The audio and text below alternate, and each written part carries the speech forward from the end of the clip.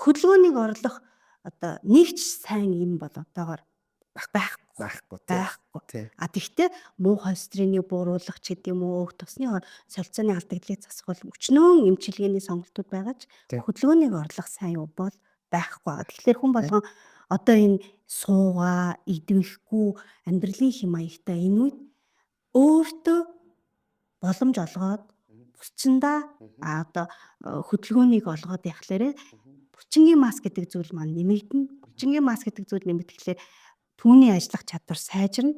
Ажиллах чадвар сайн байна гэдэг бол идэвхтэй наслана л гэсэн үг бол. Яг гэн тийм. Тэгэхээр хүн болгон түрүүн хамгийн ихэнд бид нэр ярьж хэлсэн шүү дээ. Амьдралын чанар сайн сайхан байдал гэдэг. Тэгэхээр амьдралын чанар гэдэг чинь өнөөдөр бид нар хідэн насандаа та яг ямар байхыг хүсэж байгаа юм бэ гэсэн үг шүү дээ. Яг үнэ. Одоо бид нар яах вэ? Одоо мэдээж хэрэг улс орон учраас бид нар тэр хүмүүс зориулсан шаардлагатай хэрэгцээтэй үйлчлэгээнүүдийг бий болгох хэрэгтэй. Асрамжийн газар, сувилал, сэргээн засах, эмнэлэг энэ бол ойлгомжтой. Харин та гэртээ баймаар байгаа мó? Асрамжийн газар байгаа маа юу?